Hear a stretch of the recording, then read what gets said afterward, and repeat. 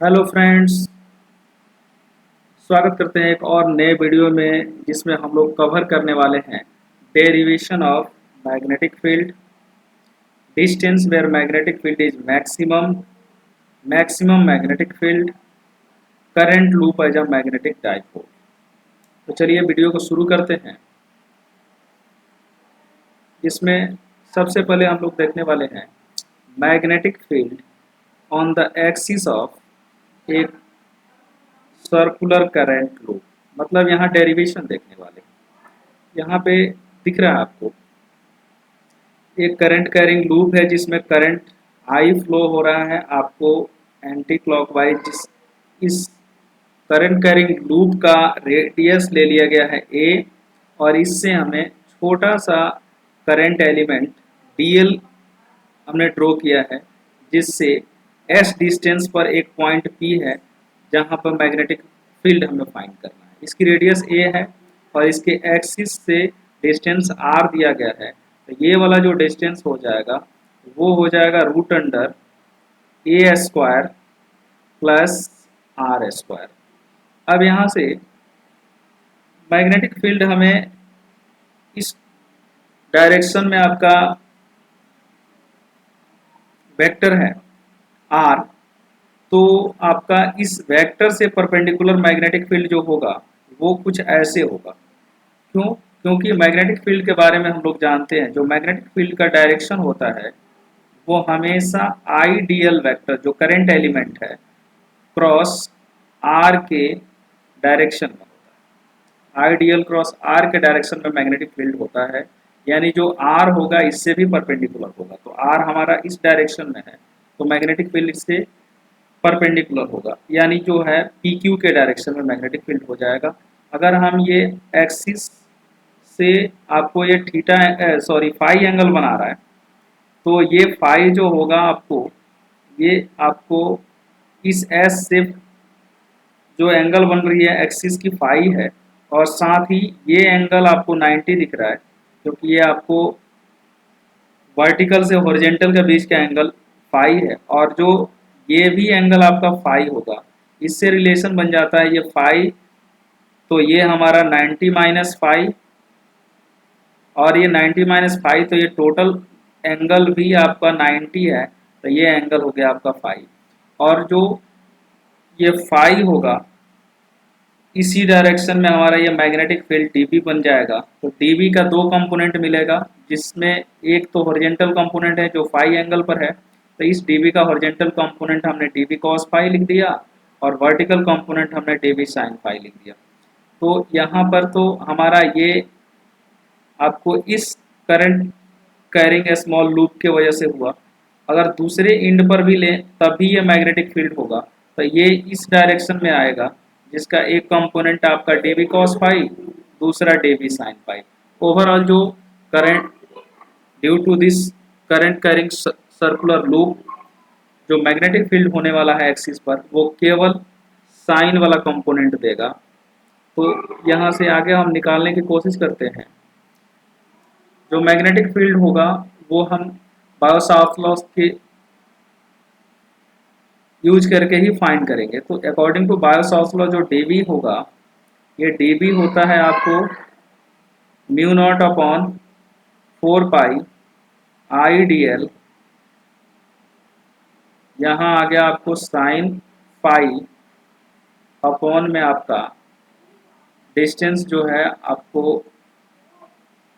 ए square plus R square का whole square, साथ ही ये डिस्टेंस आपको रूट में दी गई है, तो स्क्वायर से ये रूट कट जाएगा। तो जो डीबी मैग्नेटिक फील्ड होने वाला है ये आ जाएगा आपको mu naught upon 4 pi I D L sine phi upon में हो जाएगा A square plus R square. आगे चलते हैं। तो यहाँ पे अगर हम साइन फाई निकालते हैं तो जो साइन फाई आएगा वो हो जाएगा परपेंडिकुलर अपॉन हाइपोटेनस। तो परपेंडिकुलर हमारा ए है, तो यहाँ से हम लिखेंगे sine phi is equals to A upon perpendicular upon hypotenuse, और हाइपोटेनस हमारा जो है, ये हाइपोटेनस जो है वो root under A square plus R square है, तो इसका स्क्वायर करना पड़ेगा, root under A square plus R square हो जाएगा, ये हमारा हो जाएगा साइन पाई। आगे चलें तो डी बी जो हमारे पास आया वो आया mu naught I upon 4 pi I D L sine phi upon A square plus R square. आगे चलें तो अगर इंटीग्रेट करते हैं इसको तो ये हो जाएगा हमारा डी बी, और जो कांस्टेंट टर्म है उसमें आपका ये mu naught I sine phi भी कांस्टेंट हो गया, जो बाद में हम वैल्यू रख देंगे, sine phi 4 pi upon A square plus R square, और इंटीग्रेशन जो होगा डीएल होगा। तो डीएल जो है वो अगर इंटीग्रेट करते हैं तो सर्कुलर लूप का आपका सर्कमफ्रेंस आ जाएगा, यानी ये 0 टू ए इंटीग्रेट होगा। तो यहाँ से जो डी बी आएगा, डी बी को अगर इंटीग्रेट करते हैं तो डी बी का इंटीग्रेशन आपका बी हो गया, तो ये आ गया आपको म्यू नॉट आई, और ये हमारा साइन फाई था, mu naught I sine phi, mu naught I sine phi upon 4 pi A square plus R square into D L का इंटीग्रेशन 2 पाई ए। 2 पाई से 4 पाई कट गया 2 टाइम्स में। आगे चलते हैं तो जो हमारे पास मैग्नेटिक फील्ड आया ये हो गया mu naught I sine phi A upon 2 into A square plus R square, ये इक्वेशन हो गया सेकंड। ऊपर हमने साइन फाई का वैल्यू निकाला था, साइन फाई का वैल्यू निकाला था, वो अगर हम पुट करें तो बी हमारे पास आएगा mu naught I A, sine phi का वैल्यू हमारे पास था A upon root under R square plus A square, और ये हो जाएगा 2 into A square plus R square, ये मिल के आपको आ जाएगा mu naught I A square upon 2, ये पावर 1 है, ये रूट का पावर 1/2 होता है, तो ये हो गया A square plus R square की power 3/2। Distance where magnetic field is maximum. देखिए मैग्नेटिक फील्ड का मैक्स अगर हमें फाइंड करना है कहाँ मैक्सिमम है, तो हमें D B by D R निकालना पड़ेगा, D B by D R, और इसको जीरो करना पड़ेगा। D B by D R को अगर जीरो करते हैं तो बेटा जो आर की वैल्यू आती है वो आपको आती है plus minus root under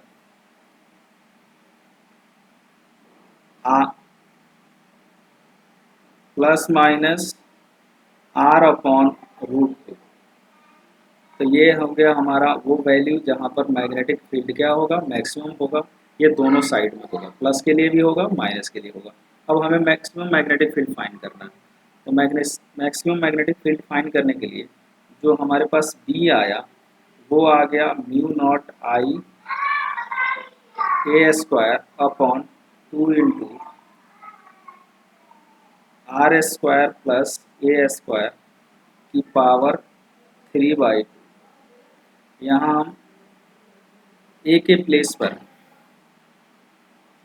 are के प्लेस पर हम r/2 रख देंगे, या फिर यहाँ सिंपल r/2 जो है हमारा रेडियस है, यहाँ रेडियस तो a लिया गया है, तो हम इस r के प्लेस पर हम प्लस माइनस a/√2 भी पुट कर सकते हैं। तो यहाँ से अगर ये पुट करते हैं तो जो मैग्नेटिक फील्ड आएगा mu naught I A square upon 2 into ये हो गया आपका ए स्क्वायर प्लस a/√2 का स्क्वायर यानी ए स्क्वायर बाई 2 की पावर हो गया 3/2। यहाँ से आगे चलें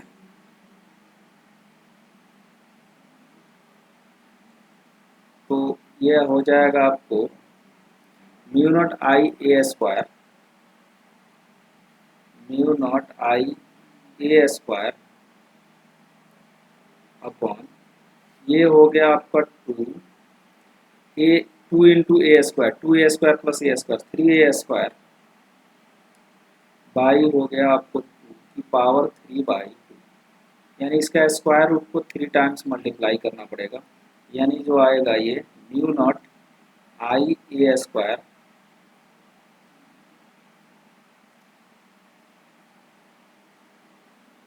mu naught I A square, ये हो जाएगा टू, इसके स्क्वायर रूट को तीन बार लिखना होगा, root three by root two A, root three by root two A, root three by root two A, ये हो गया। तो यहाँ से देख रहे हैं रूट टू और रूट टू, ये दोनों मिलकर टू बन जाएगा जो इससे कट जाएगा, और ये ए स्क्वायर से आपका दो ए कट जाएगा, हमारे पास जो बचेगा रूट टू एक ऊपर चला जाएगा, तो यहाँ से ये हो जाएगा म्यू नॉट, रूट टू ऊपर लिखते हैं तो root two mu naught A square से दो ए कट गया है तो वो बचा नहीं है, रूट टू म्यू नॉट आई, और कुछ नहीं बचेगा, नीचे आपको बच रहा है एक ए बचेगा और थ्री रूट थ्री, तो ये हो जाएगा three root three A, that is maximum magnetic field due to current carrying circular loop. आगे चलेंगे, current loop as a magnetic डाइपोल। अगर जो मैग्नेटिक फील्ड आया बी, इसको अगर हम देखते हैं mu naught I, mu naught I A square upon two into A square plus R square की पावर थ्री बाई टू। यहाँ पर अगर हम r को बहुत बड़ा लें, r is very very greater than a, तो जो b मिलेगा हमारे पास, ये क्या मिल जाएगा, mu naught I A square upon r की वैल्यू हो जाएगी आपको a, यहाँ पे नेग्लिजिबल हो जाएगा, तो आर स्क्वायर की पावर थ्री बाई टू, तो ये आर क्यूब हो जाएगा, टू इंटू आर क्यूब। यहाँ से अगर आगे बढ़े, अगर जो करंट कैरिंग लूप है यहाँ पर जिसकी रेडियस हमने लिया हुआ था ए, तो इसकी एरिया क्या हो जाएगी, पाई ए स्क्वायर। अगर हम यहाँ पाई से मल्टीप्लाई करें दोनों से, टू पाई से दोनों तरफ, तो ये मिल जाएगा mu naught I into two pi A square upon, ये हो जाएगा फोर पाई आर क्यूब। यहाँ पाई ए स्क्वायर हमारा क्या हो जाएगा, एरिया हो जाएगा, एरिया ऑफ लूप। तब यहाँ से हम इसको लिख सकते हैं mu naught I, mu naught आई, और ये टू बच रहा है तो टू को हमने बाहर लिख दिया, mu naught I A upon four pi R cube. Mu naught upon four pi को हम के बोलते हैं, तो ये हो जाएगा टू के, आई ए को हम मैग्नेटिक डाइपोल मोमेंट यानी कैपिटल एम बोलते हैं, two K M upon R cube, जो शो कर रहा है magnetic due to magnetic field due to bar magnet, जहाँ पर कैपिटल एम हमारा बार मैग्नेट है, और इस बार मैग्नेट का मैग्नेटिक डाइपोल मोमेंट है जिसका डायरेक्शन होता है direction of induced magnetic field या फिर perpendicular to the area vector. यहाँ से अगर बाई द वे मान लो करंट कैरिंग लूप ये है, ये एंटी क्लॉकवाइज, तो जो एंटी क्लॉकवाइज होगा तो फिर ये आपका डॉट मैग्नेटिक फील्ड होगा। डॉट मैग्नेटिक फील्ड मतलब आउट ऑफ द पेज, जो यहाँ पे ये नॉर्थ पोल की तरह शो करे होगा। अगर इसी तरह से अगर ये करंट कैरिंग लूप में क्लॉकवाइज करंट फ्लो हो रहा है, तो ये साउथ पोल की तरह भी हेल्प करेगा, क्योंकि जो मैग्नेटिक फील्ड प्रोड्यूस होगा वो क्रॉस मैग्नेटिक फील्ड होगा। Okay, thank you so much.